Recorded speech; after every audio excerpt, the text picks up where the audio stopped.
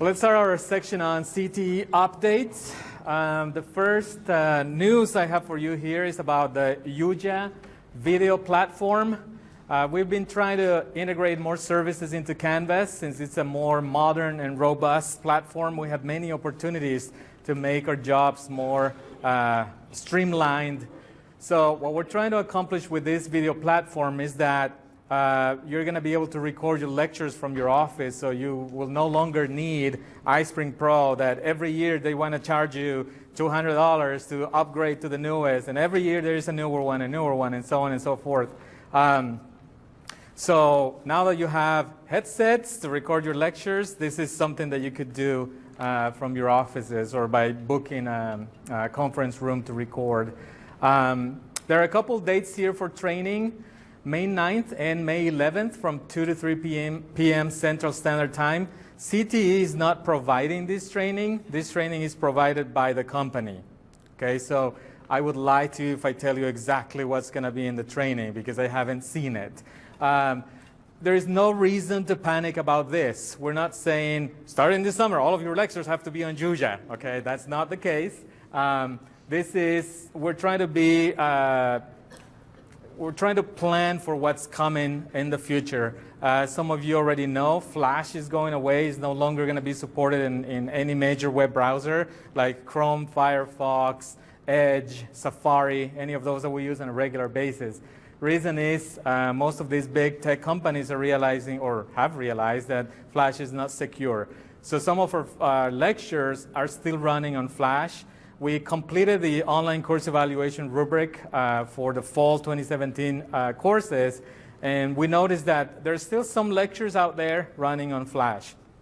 So again, no reason to panic because we still have about 1.5 years before they kill Flash, right? So, but we're trying to work towards that, and I think UJA is going to be a great solution to address that problem. The other thing that UJA is going to bring as a major benefit for faculty, we've been hearing in the past, ever since I started working at CTE, I've heard here and there from faculty questions about how do I make sure the students are watching my lectures? I spend so much time creating these lectures. I don't know if they watch them. Maybe they just skip through or just move on to the next module. How do I know? Reason is we can't really know unless you just look at the activity that they spend in the course. I don't think we can narrow down activity by the item they're looking at. But with UJA, what that's going to do, if your lecture is living in the UJA platform, you're going to be able to see the activity that that lecture has. How many students watched it? Which students didn't watch it? What are the hot zones during that lecture where students are actually totally engaged? And when the students start to leave, like, oh my gosh, I'm falling asleep, I'm out of this lecture. And then you're going to see trends there. The other great advantage for UJA is that you're going to be able to plug in quizzes that work seamlessly with that lecture. So if you want to have a stopping point and the student has to complete a short quiz to continue with the next part of the lecture, we're going to be able to do that. So in other words, we are still working with iSpring Pro and other resources that are kind of falling behind and try to move to another platform that may be more modern and will fit the needs of other students. If you're wondering, oh my gosh, I just converted all of my lectures using iSpring Pro and it took me so many hours to do this, and now you're asking me to move all of my lectures back to the new platform. Am I really asking you to do that? Not really. Do we have to be there at one point? I would hope so, because this is going to be best for you, for your students accessing your lectures. It will cut down on emails. So we will have a plan in place to help you move your lectures if that's something that you want to do, if you want to start right away with those.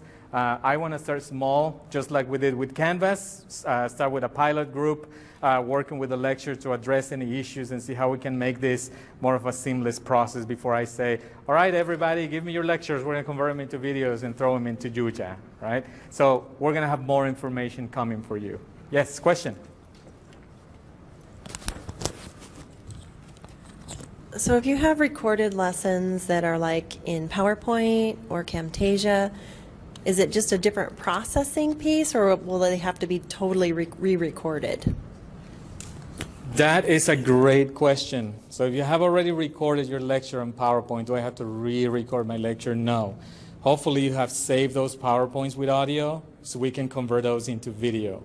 Now, if you inherited a course with a lecture that you have no idea where the source files are, then that's going to be something that needs to be redone depending on what the lecture format is in. So, any other question? Yes. Oh, great question. Do we have to attend both days or just one of those days? I checked with the company and they suggest if you can make it to both of those because you're going to have a little bit of more background for the second session, so you may ask other questions that you couldn't think ahead of time. If you can't attend both, we will do our best to record those sessions. I will ask the company to do that so you can access those as well. And remember, the first one, you can come to room 308. We will be there if you want to be with us while this training happens. For the second one, I didn't book room 308. You can all watch it from your desks from home. And again, we'll record those and make them available for you. So don't feel obligated to come to room 308 for the training. You can always access those via the link I included in the invitation I sent to you a couple of weeks ago. All right, let's see, next one. This is great news too. The APA citation guide. If you remember, a few years back, CTE built something called the APA Quick Reference Guide. And it's been used quite a bit. It's been pretty popular. We've seen it through so many courses offered at Clarkson College. Well, Ann Hyman and her team developed a stronger, better APA citation guide. So what we're going to do is we're going to discontinue the one that we're linking to from CTE, and we're going to use Ann Hyman's new APA guide because it has more resources, it's more complete, they have more resources to make it better for students and faculty. So that is the link where that new APA citation guide is going to live, all right? However, I want to be cautious so that if somebody forgets to change to the new link, students don't keep accessing the old one, okay? About 5% of the courses we evaluated, I would say, probably 5%, still talk about Pearson eCollege, still send students to items from eCollege. So what I'm going to do is I'm going to reroute or redirect our current APA Quick Reference Guide to go to that one. All right, so if you forget to do that, when students click on your quick reference guide, it'll just automatically send them there. However, I'm trying to be cautious, but it may be nice to use the correct link in case they want to access it from other computer. So eventually, you may want to use library.clarksoncollege.edu/APA instead of cte.clarksoncollege.edu/quickreferenceguide. whatever. Okay, so that's what I'm gonna do. All right. Look at the next one. We were having a conversation a couple weeks back after academic council, and this question was brought up regarding security with testing. Mary Dishman commented that some of the questions from Elsevier are compromised on the web, and I don't think that's like breaking news because I remember when Rachel was here, Rachel was talking about how these questions were compromised and they were used on Quizlet. So it's nothing new, but it's more like a reminder that unfortunately students can go online and buy those questions on the web. Some of the questions are on Quizlet, so anybody can access Quizlet for free. And some of the suggestions that popped up were, for example, rephrasing your questions whenever possible if you're using those from Elsevier, so at least students have to think a little harder. Using question banks to shuffle questions for students, that's a big one. We always recommend that from the CTE perspective so that students get different questions whenever they're taking the exams. If they're sitting together in a classroom, even better. If they're taking it online, well, now we know that they can take pictures with their phones, with their iPads. They can share all of this information. So it's always recommended to use question banks to give students, a more variety of questions. Adding some of your questions is another way. Sometimes we don't teach exactly by the book. We like to add our own resources. We add our own style to our teaching. So adding some of your own questions is another way to prevent those instances of cheating or academic dishonesty. And the last one that Mary Dishman also suggested was using some of the ATI questions. You have some from there, so you don't have to reinvent the wheel. Just spice it up a little bit to help students not cheat. And that's what question. Is it mainly Elsevier that is an issue, or are there other publishers? I can't really say for a fact. I've only heard about Elsevier. I teach a Spanish class at Metro Community College, and when I go on Google once, I found out that they are trying to find Spanish answers for my Spanish labs. It pops up right away on the search little window that we get there. So I'm sure people are getting creative on sharing those answers. So it's kind of hard for me to tell, but following some of those recommendations can help secure your exam a little more. Yes, another question? Oh, I was just going to say that I know for a fact other publishers have also been reached. And so, I mean, if you use question banks from another textbook, that might not... If you use question banks from another textbook that might not be the one you use in your course, it might be harder for students to, figure out, to look up, I don't know, the Jones and Bartlett version of your book, but they are out there. Quizlet. Yep. Almost entirely. Excellent. So, again, technology is great, but it also offers more opportunities for students that we didn't have when we were students, right? We're all very honest, never cheated. So the next one is CTE. I'm sorry, I skipped one. So Kate is going to talk to you a little bit about the OSER, and I want to apologize to you. The OSER process took a little longer this time. Oh my gosh. We went through every page, every link, every document, and following our migration from eCollege into Canvas, there were certain things that we knew we were going to see. For example, lectures. We didn't have time to convert all of those lectures and make them compatible with Canvas. We wanted to get students there, take their classes, access those lectures. So Kate will tell you a little bit about that. Yes. Oh. Does everybody know what OCER stands for? The Online Course Evaluation Rubric. So we used that rubric to review all the courses that were taught in fall 2017, and yay, we finally finished. We will be sending out our reports to all the faculty and program directors very soon, and as you review that feedback, you're welcome to contact us with any questions or if you want some help making some changes to your course. But in the meantime, there were some issues that we wanted to talk about today briefly. The accessible PDFs. To meet ADA requirements, all PDFs must be readable, screen readable, which means, and the way to know that they're screen readable is if they're searchable. So if you try to select a part of the text and it lets you, it should be searchable, it should be accessible. If it isn't, we can help you convert that to be an accessible PDF. Because sometimes if you just scan a textbook or an article, if you just scan it, it creates an image file, and that's not screen readable, so it's not accessible. Videos, and Ricardo already mentioned this. If there are videos in your course that are Flash, it's usually the SWF file extension. We need to get those eventually converted because by 2020, where did I say? It will be, that Flash-based media will be unsupported in all browsers by 2020.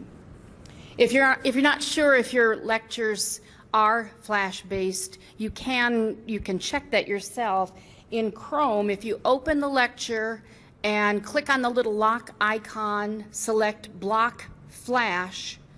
If your lecture doesn't play, it's because it's Flash. And if you need any help with that, please contact CTE. We'll help you get that figured out.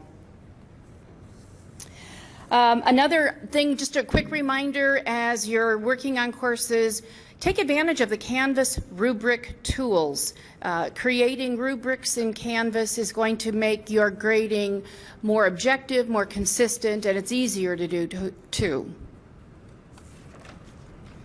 SpeedGrader annotation tools. When you're reviewing a document in SpeedGrader, there are a set of tools through the doc viewer. You can highlight text, cross out text, add a comment.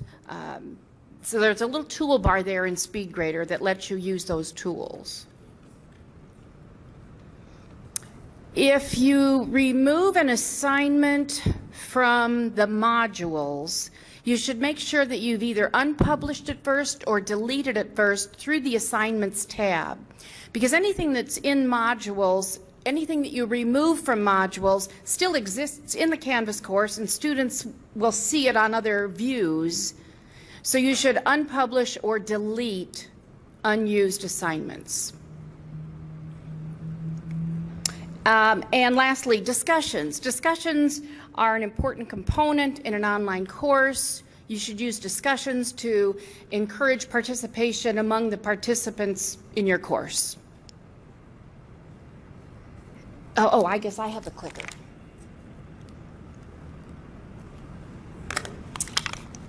So now that we're done with the spring term, we're looking ahead to the summer semester. During the summer semester, there will still be the Innovative Educators webinars. Take advantage of those. Every week, at the beginning of every week, CTE sends an email out announcing the webinars for that coming week. So keep an eye on that and attend the ones that look interesting to you. As far as the CTE workshops for the summer, we're going to be bringing back the best of. It'll be time for encores. Workshops that were held in the fall of 2017 and the spring of this year, we will be bringing those back. And if you missed a workshop, a live workshop, look on our website for the recorded session. Typically, those recordings are shorter than the live sessions because there aren't the questions and answers. So it's really a succinct summary of that topic. And topics such as how to use rubrics are included in those CTE workshops.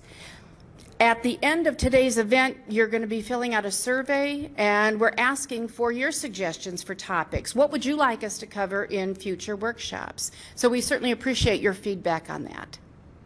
Thanks. Who's next? And don't worry about some of the information on the some of the author highlights. I am currently working on a document to put all of those together, and we'll make those available to you, including how to check for if you still have a flash lecture in your course. Okay? Is there a question though? Somebody raised your hand. Yes. I just wanted to put a brief plug-in in regards to the accessible PDF. The library has provided software that enables us to ensure that the PDFs are accessible. So if you have required readings in your course, whether that's book chapters or articles, we will happily scan, get that all together for you. We'll then send you a link that you can directly embed into your PDF course. Your readings will be right there, and you can be ensured that they're compliant with accessibility rules. Thank you. Yes. Great.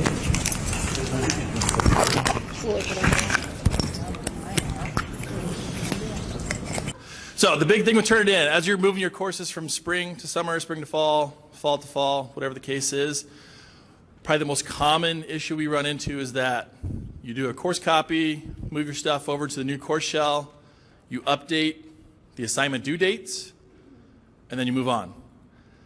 With Turn It In, any assignment that has Turn It In, you actually have to go into the Turn It In settings and change those settings too. So they won't update automatically. So a lot of times what will happen, you update your due dates, everything looks good, that Turn In assignment pops up about week 8 or 9, and then on Saturday you're getting 20 or 30 emails because no one can get in. And then by Monday you're panicking and you're calling us, you're like, I don't know what happened. So the big thing is when you go to adjust those dates, adjust the due dates in the assignment, and then open up Turn It In and adjust the due dates there. If for some reason you get locked out of Turn It In, which will happen because Turn It In will have the dates from the previous semester, and it'll give you a big error message saying due date can't be before start date or something. The easiest way to fix it is just clear out the dates on the Canvas side, and then it sort of allows you to get in to turn it in, then you can fix those dates, and then just go back and fix the Canvas dates. It's easy. Or if you get stuck, just call us and we'll help you. My other plug, since Kate took a lot of them, she was kind of soapboxy if you don't, for being new, is we have a resource on the CTE website, the course readiness checklist. So after you copy your course over, go through that checklist and do all those things. And then there's no problems. Fewer problems, right? Any Canvas questions while you have me? Yes? When will the Canvas testing piece be updated? Good. So the question was, when is the Canvas testing piece going to be updated? So Canvas is actually rolling out a new quizzing software. We don't know. It's still in beta. We chose not to opt in because we don't need any more heart attacks than we already have around here. How do you fix not getting crying panda? Who's experienced crying panda? 2 people I know of, right? 2, 3? Not just crying, that's your own issue, but crying panda. So is it quiz stats, Mary? Is that the? So if you have an exam or a quiz that has 100 questions or more, you can't do quiz stats. You can't see the quiz stats graphs. You can still download the CSVs. There is no workaround for that. It's 100 questions or 10,000 attempts is the number. I don't think we'll ever hit 10,000, right? But anything else? Yes. We talk about accessibility in the snippet tool. Is that a picture? Yes. It takes a picture Uh-huh. when you use the snippet. No. Snippet's going to give you basically a picture of whatever you're taking a capture of. So it's not accessible. Anything else?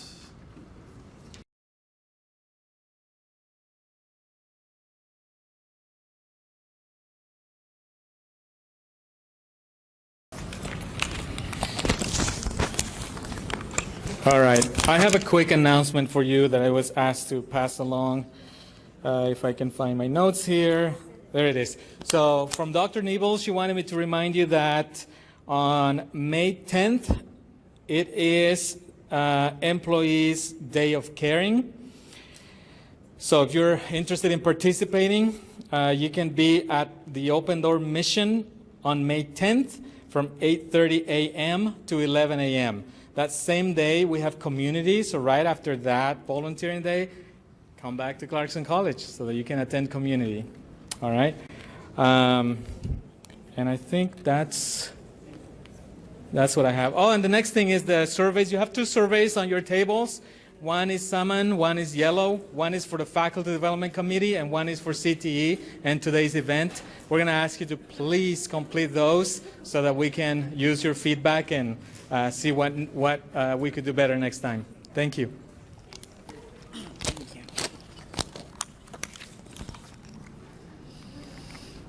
Can everyone hear me? Don't worry, I'm going to try to be fast.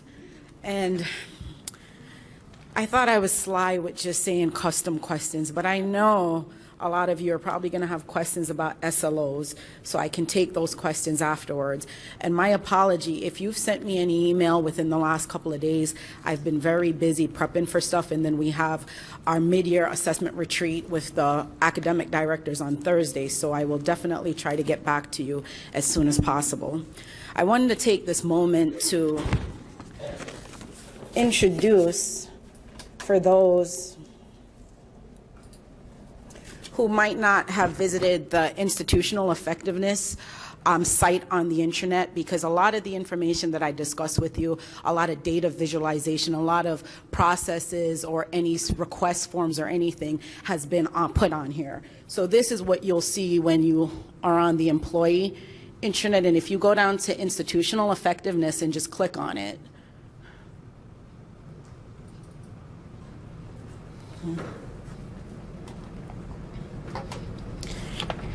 to orient you, here it'll just tell you about all the different resources that Office of Institutional Effectiveness provides.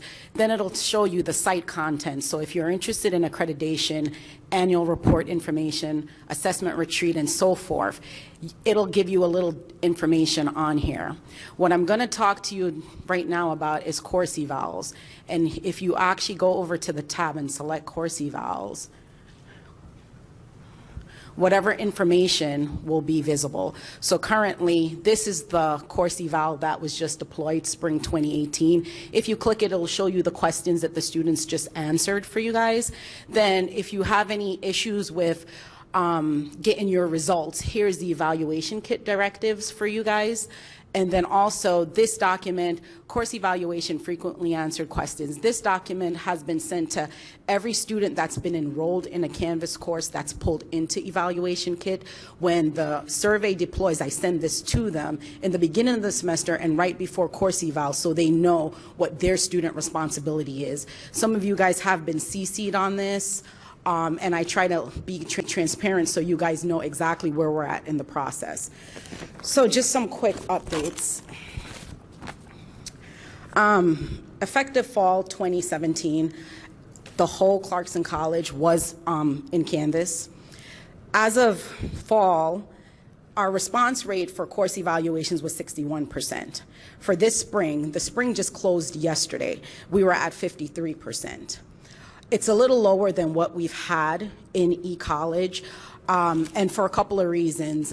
Students are still getting accustomed to it. Before last semester, every time they opened a Canvas course, it would pop up course evals. This semester, it's changed. It pops up once during the day, and then it pops up daily until the survey closes. So this way we didn't want to keep interrupting students' access to get to their courses and so forth. This is where I ask for your help in that I try to put on the calendars when this is open, and if the feedback is important to you, you need to go in there and encourage your students to take the surveys so that we can increase our response rates. Like I said, on Thursday, we're going to have a discussion with program directors. So what custom questions is that I want to introduce you to. So we have the normal survey that's going out. It has the faculty component, it has the course content component, and then it has a student assessment component. What custom questions allows is that you as an instructor could add up to 3 questions to this survey for whatever is interesting to you that you want to find out about your class that semester. Last semester we had Jerry, who was on the course evaluation task force, piloted. This semester we brought on a couple of other members. So we had Katie from RTMI doing it, and then CTE, we also did one as every class that had course evals would go out. There were 3 questions added about Canvas and their experience in Canvas, if they had any feedback, and so on and so forth. So you might see those at the end of your results. Everything I have, I will be posting some data visualization as far as response rates and different trends of how students are responding to questions, and they will be posted here. So I definitely wanted to introduce you guys to this. What the plan is that Jerry has volunteered to do some computer lab sessions in the summertime for faculty that are here that are interested in this and that would want to become a part of the summer pilot. This is going to go into full effect come fall 2018. Keep in mind, this is optional. You're not forced to do this. If you want to do it, let us know. We're working on the process. We'll discuss it with the program directors on Thursday as to how they want you guys to go about that. We'll also have some sample questions of what's been used in the past, so you guys can use that as a template or create new questions if you'd like. Pretty much, since they're pushing towards limited emails, I only do send the students the one on course evals, in which you guys, I've tried to push everything now either through the intranet news or there'll be a calendar where things will be posted, and I'll try to minimize as many emails as I can. That's pretty much what I have to say on course evals and custom questions. Is there any questions, or anyone from the committee, you got any comments to add to that? Just wanted to keep it brief. I do anticipate in the fall, when we do faculty development, I'll talk about this again just to reintroduce everyone to it. Now, my next thing is SLOs.